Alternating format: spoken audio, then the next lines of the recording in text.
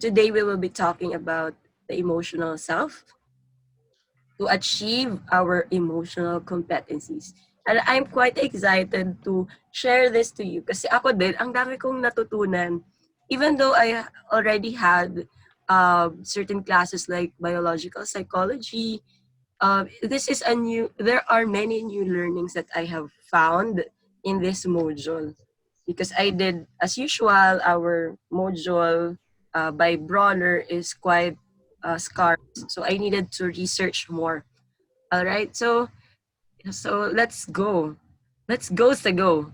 So our intended learning outcomes today are the following. So first is to discuss the nature and kinds of emotions, to identify physiological reactions to our emotions, enumerate ways of controlling and managing emotions, and lastly, to explain primary emotional responses of the self to achieve emotional maturity. And of course, we can be too technical or cognitive about this, but later we will have some, after all of this, parang you will have another activity so that parang mas ma-apply ninyo because it doesn't work well. A certain learning will be optimized if you have certain activities along with it. So yeah, keep posted for that. Okay, so first, let's define emotion. So it is an episode of interrelated, synchronized changes in the state of all or most of the 5 organismic subsystems in response to the evaluation of external stimulus. Stimulus event as relevant to major concerns of the organism. So let's divide all of this. Let's see. Okay, emotion. Of interrelated synchronized changes of states. Okay, so there are different organismic subsystems which we will be talking about later. So mainly actually it's your cognition, your physiology, etc., etc. And it is a response. Tensya na kayo dyan. Yan ang best na magagawa ng aking ano. Anyway, so I'll use my mouse pad. So it's a response to the evaluation of an external or internal stimulus event. So as relevant to major concerns of the organism. So I want you to focus on those things like it is a response, no? There's something that happened. It may be something as an event outside or something inside. So one example could be someone have talked to you about something or you received a news, bad or good. Tapos, of internal, meron kang nararamdaman, it may be due to natural na physiology mo, nagugutom ka, or you, pareho kanina yung shinare ni Kina na it's her first day. So, our emotions are responses to this. Okay? And there are different parts of it. So, ito yung mga organismic subsystems, which we will be delving a little bit later. Okay? So, and in addition also, our emotions are energy in motions. So, emotions are energy in motions. So, it's something that moves. So, we need to make it move. And feelings actually are cognitive appraisals of this. Parang you can label something. I feel this way or that. But our emotions are in our body. So, we have to make it move. All right? So, that's it. It's an episode of synchronized changes in state of all or most 5 organismic subsystems in response to the evaluation of an external or internal stimulus as relevant to major concerns of the organism. All right, so here are the different subsystems that I am telling you. So here we have first subjective feeling, as I've said kanina, diba? It's something na we use to label Tapos, its primary function is to monitor. Tapos, next for that, when we have an emotion, there is action na kaakibat nun. So, yun. For example, kanina, our subjective feeling, if we are able to label it with anger, for example, action tendency could be we wanted to punch someone. So that's the motivation. Or in other words, it's to approach. Yan nandyan. Next is appraisal. So how do we get the essence of this? So with our appraisal, so it's another cognitive ability when we appraise. Parang nag-assess ka ba?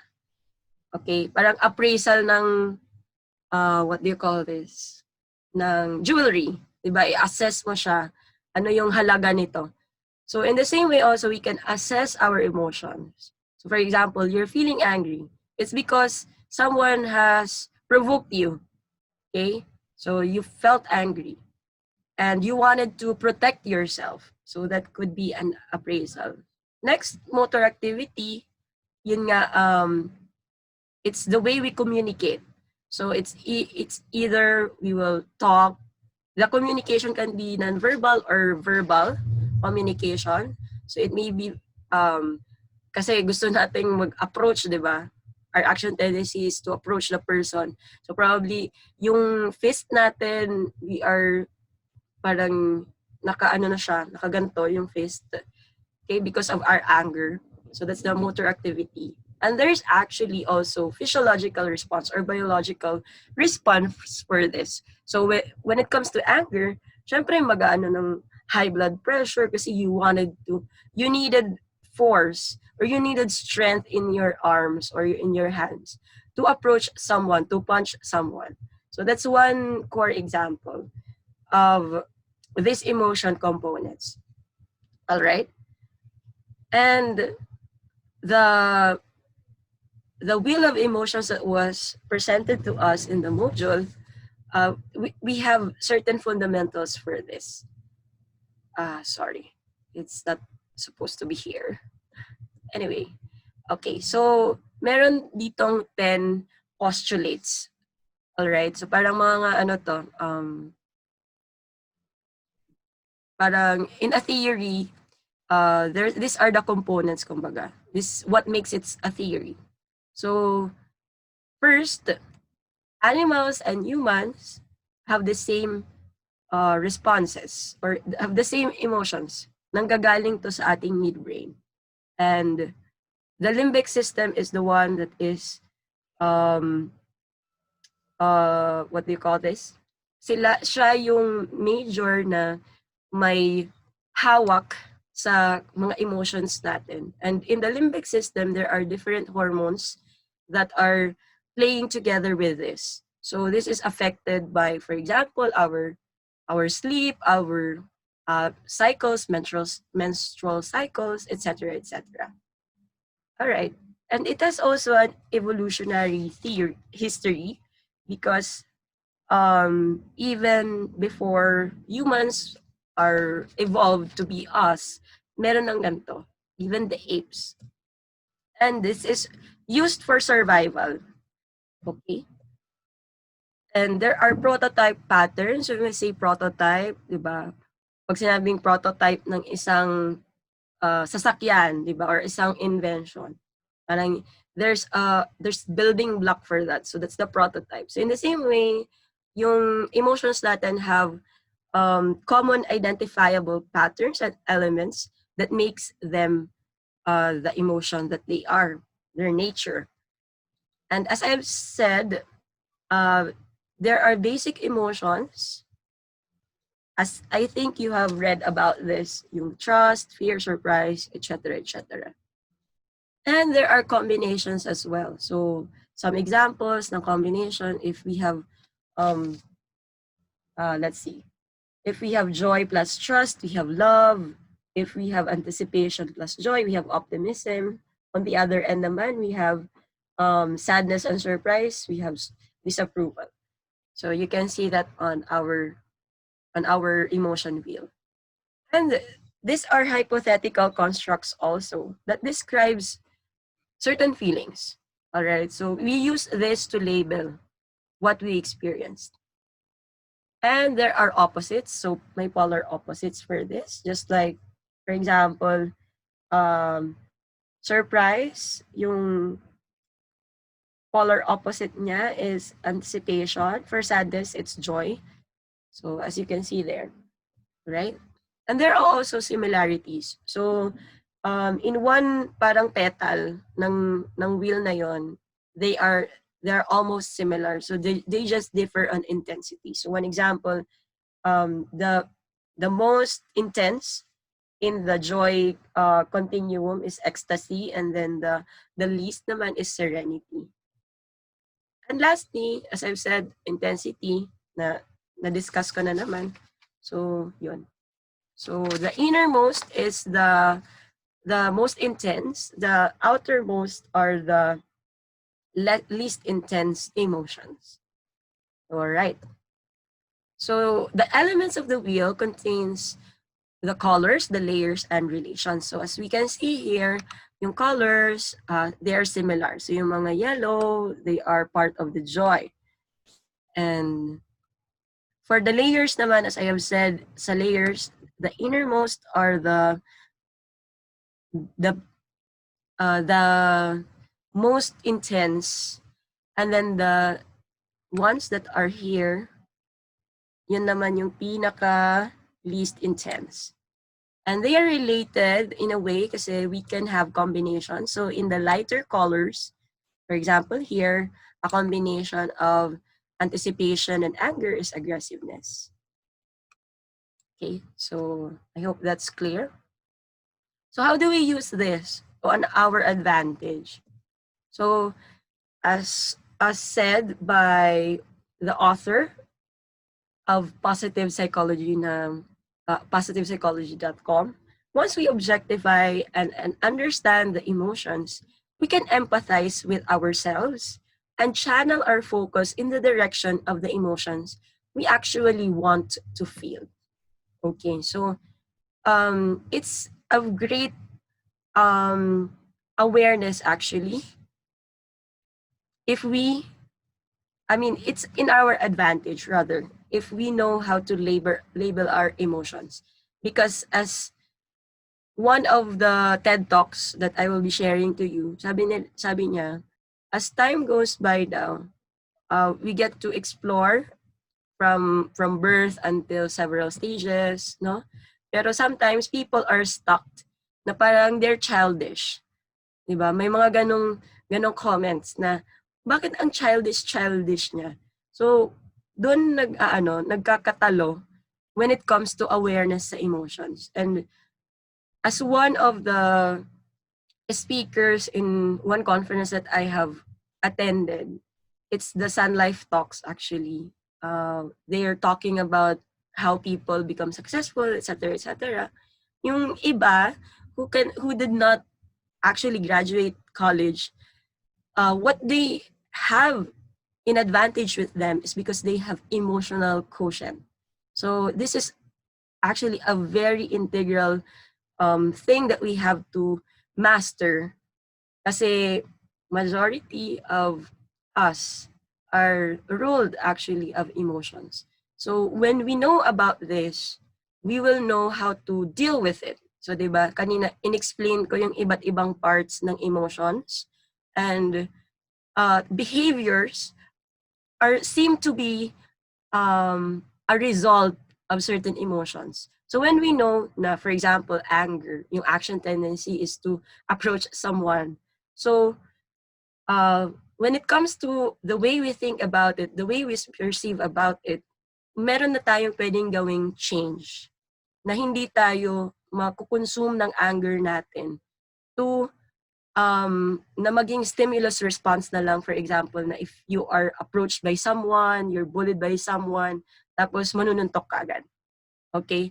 Having that in mind, we can pause and then we can ask ourselves, okay, why do I feel this? Tapos, pag sinabi natin, okay, I think I'm feeling this kasi nga, na minaliit ako ng person na to.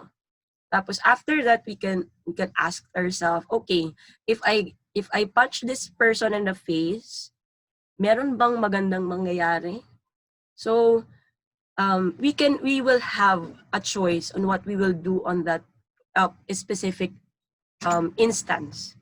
So after natin makita na yung physiology natin, parang nag-high blood na tayo, namumula tayo, we are enraged, we wanted to punch the person, nag-clench yung fist natin. Makita na natin tong mga mga manifestation na to. We can divert if we wanted to go to a more pleasant na feeling or emotion na maybe we can keep our cool. So what we can do probably will be breathing exercises para hindi tayo agad-agad na manununtok. So that's one concrete example for that. So how can we do this? We can use this image to help us also to look into our own emotions para mas maging aware tayo. So we can use the two-dimensional, itong part na to, yung two-dimensional, for us to see yung the emotion on a two-dimensional label para makita natin, for example, yung mga primary emotions.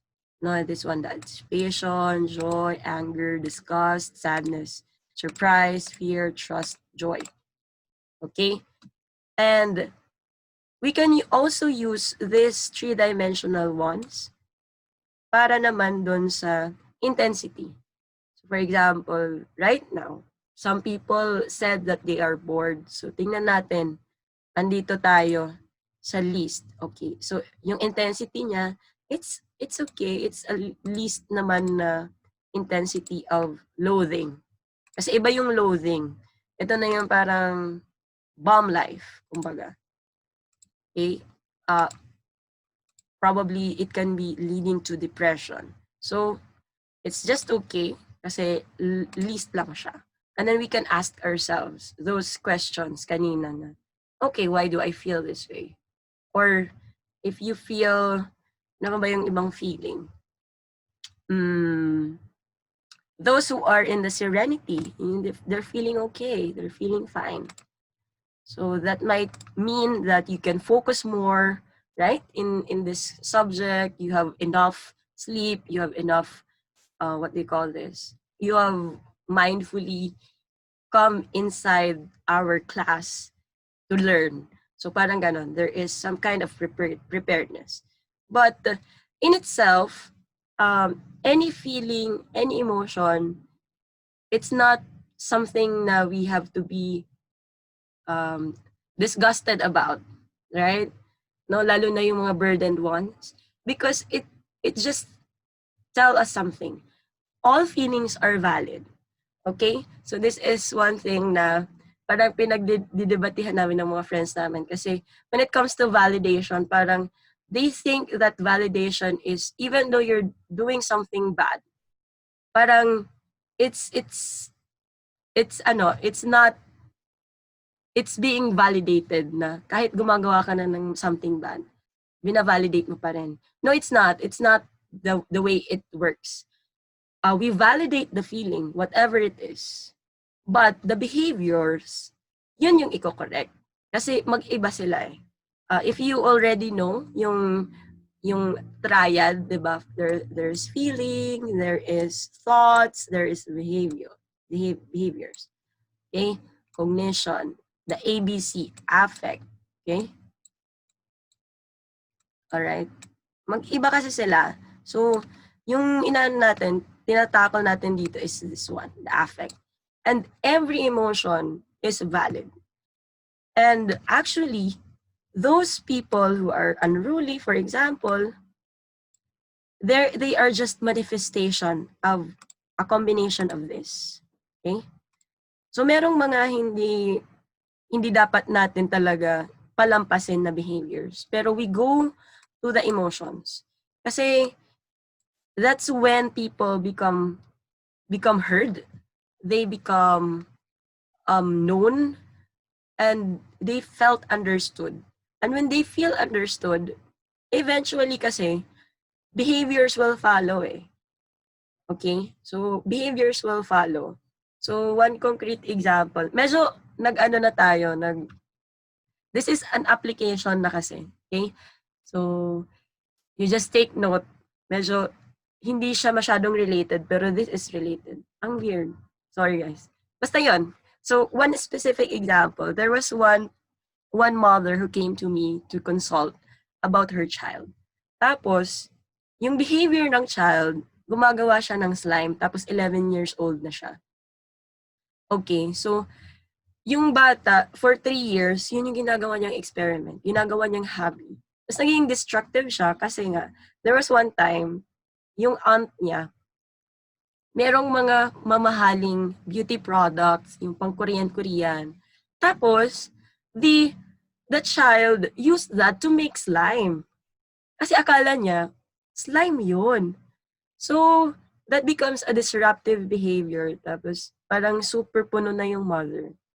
And then, as I was talking to her, I found out na meron palang background sa family na nahiwalay muna yung family kasi pumunta siya sa ibang lugar to work. So, nag-start kasi yung paggawa ng slime nung pagbalik niya.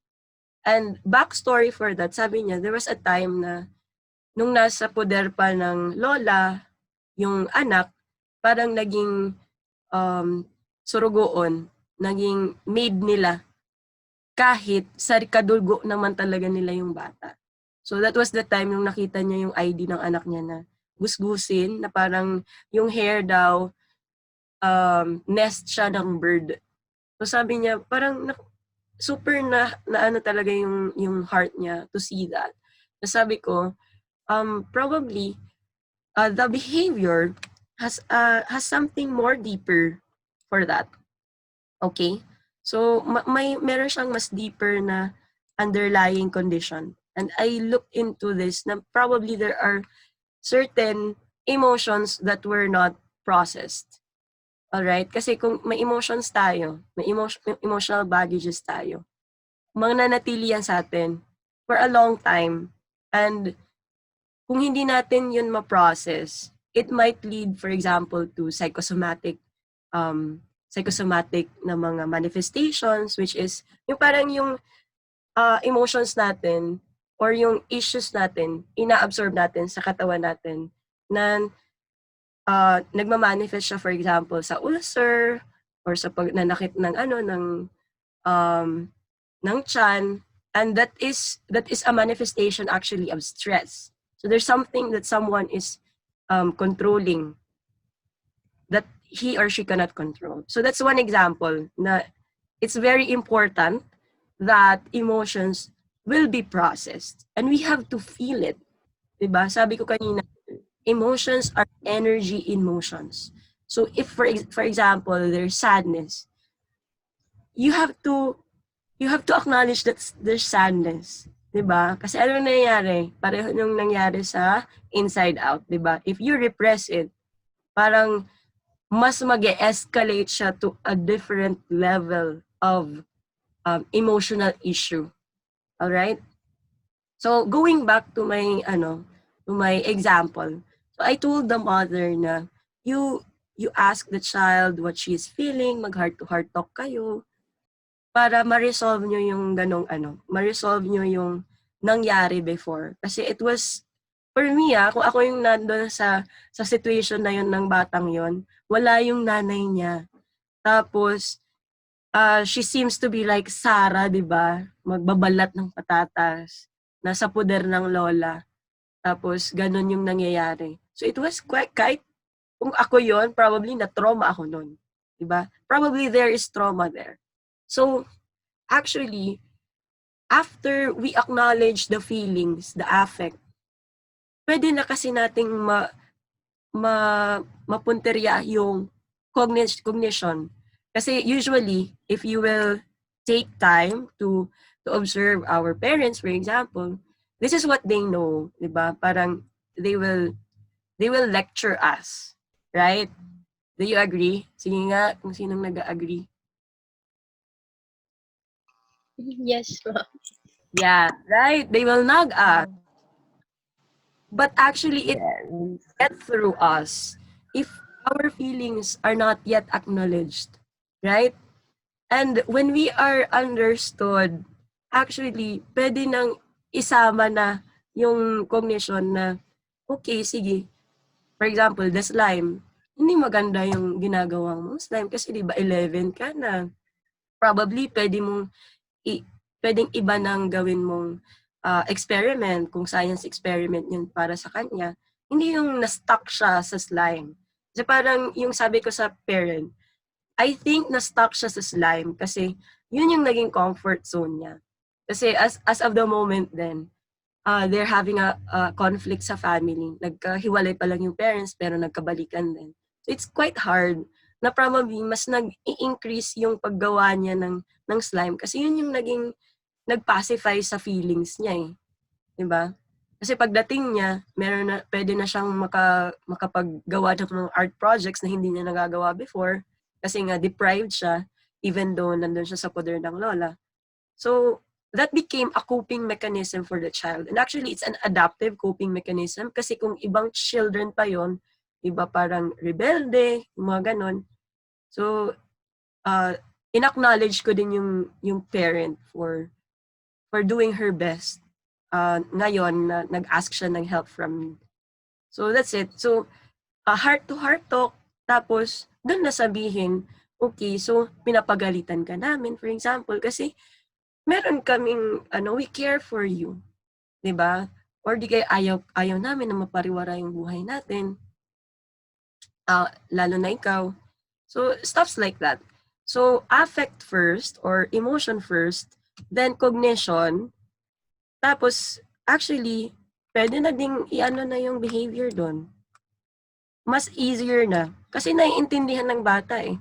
Na-acknowledge siya na yung emotions niya, it's okay to feel that. Kung angry man siya, angry siya. Kung stress siya. Tapos we shift cognition na, okay, baka naman we can do something about this. Okay? So this is what is happening. Ito yung tingin ko na dapat mong gawin. So, more likely the child will follow. So, that's how it works. Okay? So, medyo umaba yung ating discussion. So, is it helpful, guys? Yung sinabi. Yes, ma'am. Yes, ma'am. Yes, ma'am. Yes, Alright. ma'am. Question. Okay, let's go to the next part. Alright. So, okay. So, our emotions are, sabi ko kanina, they are there because we need to survive. Alright? It has something to do with with evolutionary perspective. So, okay. So, there are, for example, actions na activated ng fear because we wanted. Okay, so for example, we have protection. A certain behavior may be withdrawal or retreat, and this is activated by fear or terror. So for example here, no, threat. We have a stimulus event. It's a threatening event. During evolutionary times, yung mga caveman pa, if there's a lion, for example, in front of you, it's okay to run because you cannot fight it, right? So there is perceived danger. Tapos, subjective reaction is fear. And we wanted to escape, right? Para sa safety natin. So yun yung function niya. So one biggest example that I usually get to have like halos everyday basis. Kasi I'm doing certain binge watching, 'di ba? Sa mga about mindfulness, etc., etc. So when a person, for example, is fearful or is stressed, so the same mechanism happens. No, even though right now in our time and age, na wala nang masyadong mga lions, 'di ba? Kasi nasa cities na, meron na tayong sariling mga bahay. For example, if there is a teacher wanted to talk to you, para sabihin, okay, Mr. Joshua, I wanted to talk to you in the dean's office, for example. Parang may initial tayo na, wala, may ginawa ba akong something wrong? Di ba? Tapos si Dr. Lim, if you know Dr. Lim, makipag-usap. Di ba? So, parang initial reaction, oh, may ginawa ba akong something wrong? So, there's fear. And to a certain extent, we wanted to escape because we wanted to protect ourselves. So, this happens in a very unconscious level. So, kaya nga siya unconscious. That's why it's difficult to recognize if we don't have this kind of lecture or this kind of education. Kasi unconscious level siya nangyayari. Not all people nga have this kind of awareness. So I'm actually amazed by the different things that I have also learned from this. Kasi I already know this. I'm doing this in my life, and I'm doing psychoeducation with my friends or people who wanted consultation from me. Pero mas naging concrete nito using the wheel, using this figure. And yeah, I'm just amazed by this new discovery. So in the same way also, I hope you are amazed. No? So we have here other kinds of stimulus, and that's what happens. So in your own life, you can go back to this slide and then look at how this might help you. So I will be sending also some guide or notes for this para you can take time. For example, you are reflecting, you have time to reflect, tapos ka na mag-Mobile Legends, tapos, di ba, it's time to, wala ka nang magawa, naboboard ka na, probably you can go to this and then look at, okay, so ano nga bang nafe-feel ko ngayon? Yung mga ganon. Or you want to journal, you're doing a journal, you may also want to look into this guide. All right? Okay. So our book, si Bronner, told us certain strategies. So these are some strategies na more like tips for us to do. So these are not set in stone, so you can use one or two. So smile to make yourselves feel good, and smile also to make other people feel good. All right. So sabi nga sa isang PAPJA, yung Psychological Association of the Philippines Junior Affiliates na workshop that I attended before, yung sa laughter therapy ata yun. Oo. Yeah, laughter therapy. Sabi doon, if you smile, if you make you make it, you fake it, you will make it. You fake it until you make it. So that will make you happy. So you start smiling. Tapos smile to make other people feel good. Kasi we have mirror neurons eh. When whatever that, and that's part of our physiology. All right. So may mirror neurons tayo. So we reflect also other people's mood, for example. So if we smile, we tend to also influence others because of that.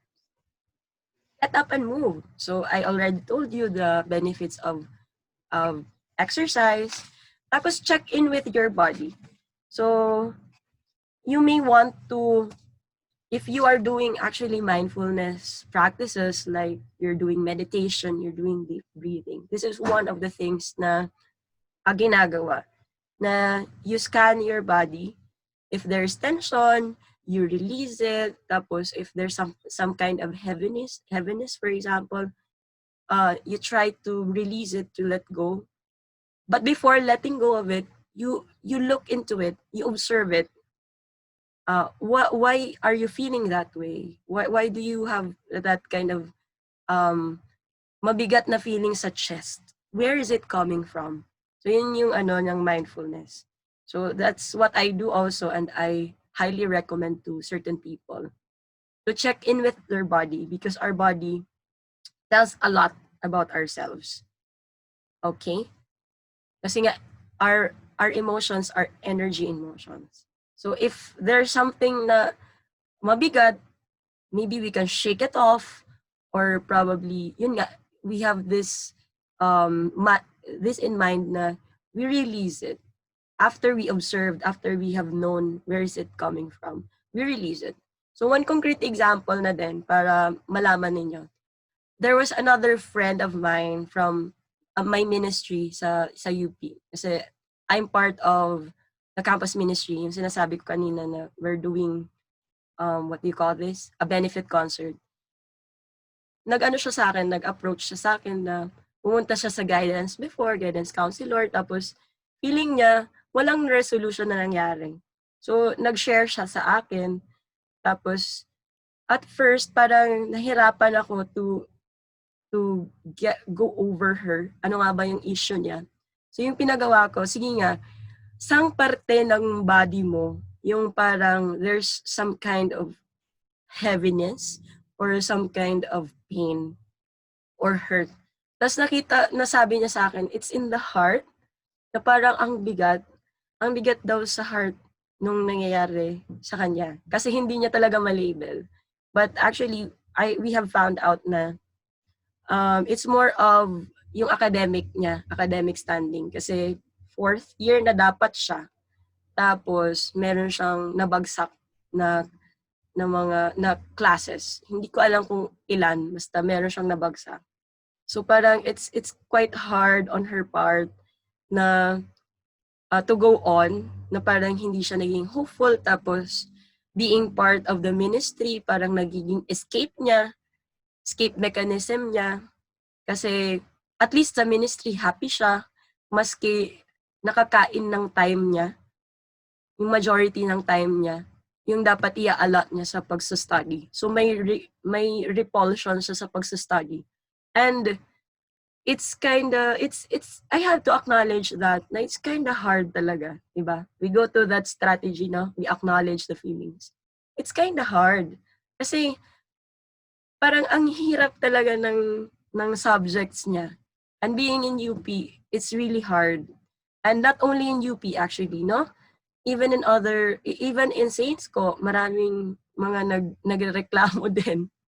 But, despite these difficulties, meron tayong mga pwedeng i-control. So, now, I shifted, no, to the more cognitive part.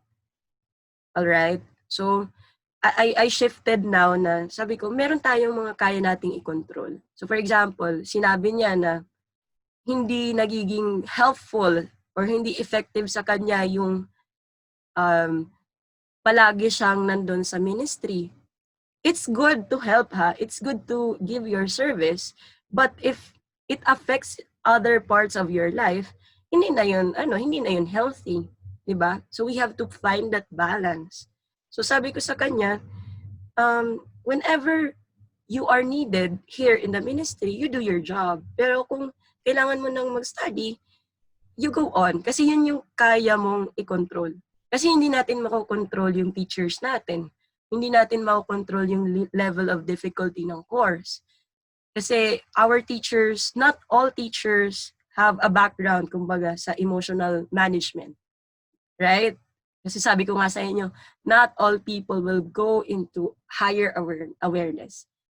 In due time, you will know. And I think you know from your previous teachers na hindi lahat merong pakiramdam, right? Para kung gusto nila ng output na ganito, they will ask for it no matter the consequences, right? But they're doing their best kasi yun yung alam nila. Yun, 'di ba?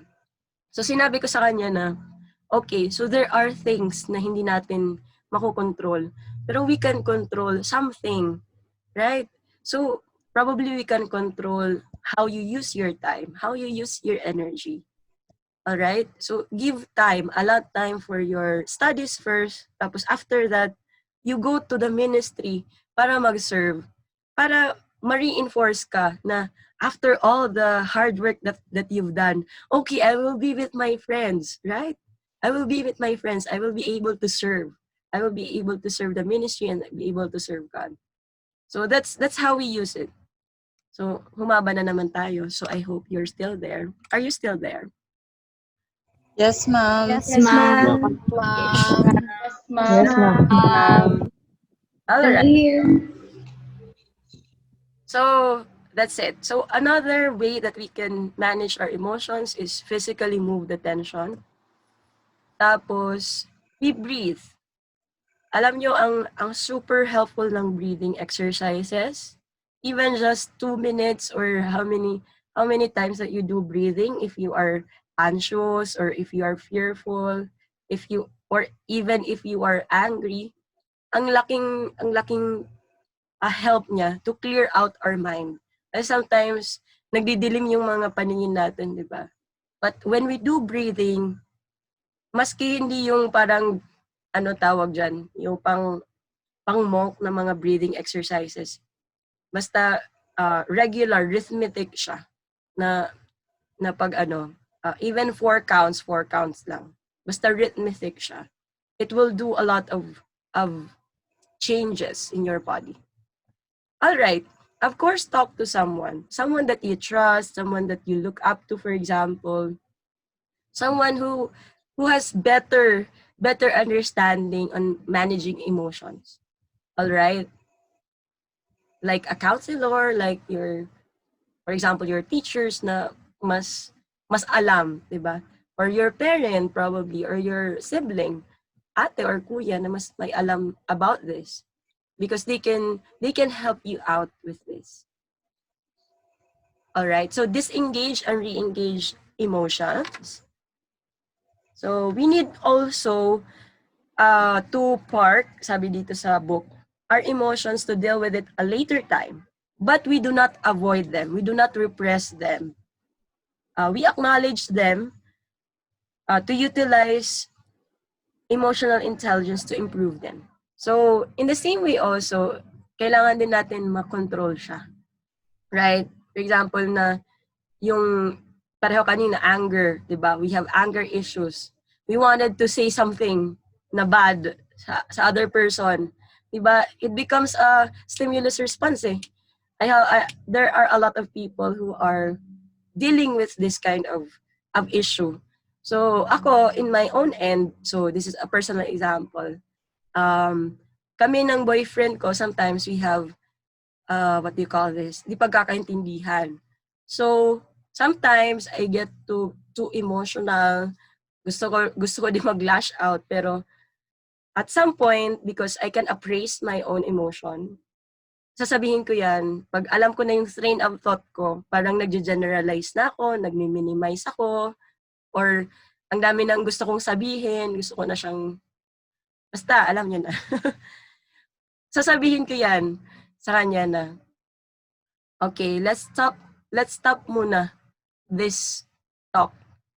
I want to be on my own first. Kasi baka makapagsabi ako ng hindi ko dapat sabihin. Or I can say something that I don't mean. So that's one example of how to park your emotions. So for example, you are still on the grocery, tapos nainis ka sa kanya. 'Di ba? So not there and then na parang you will manifest your emotions, right? So hindi yung magla-lash out doon. Or to talk to the person about their wrongdoings. So there should be that time kung saan pwede na ninyong i-re-engage ulit yung emotions. Okay? And then label your emotions. So our emotion wheel will help us with this. And we also label emotions for others. Actually, this is a very good skill that you will have kasi the more that you can label your emotions, you become aware also the emotions of others. Okay, so this is amazing. I tend to be able to understand more people and they feel more understood because I can label their emotions. So in the same way, also you will be a psychologist in the future, or a psychometrician. This is a very important skill, and you will be amazed. Even your parents, 'di ba? Even your parents will be amazed, and they will feel understood, and you can say what you wanted to say. So yung process kanina, okay, yung cognitive triad. All right? You may want to try nyo muna sa sarili nyo, tapos probably in one of your interactions with your parents or with your siblings, kung nagagalit sila, you can tell them, parang I can sense that you are angry at me. Parang ganon. Tapos, usually they will elaborate about it, tapos medyo mapapacify yung anger nila. And then they will talk more about it. So it's actually amazing. So you use it. All right. So we have here a video. I will just give this to you later para pakinggan ninyo. It's a good summary. It's a very good summary of what we have talked about today. And Dr. Watkins is very, very eloquent as speaker. Baka meron pa kayong mas makuha sa kanya. All right. So that's it. That's for our today's discussion. And today, we have discussed the nature and kinds of emotions. Thus, we identify physiological reactions to emotions and enumerate ways to control and manage it. And we have seen that it will help us to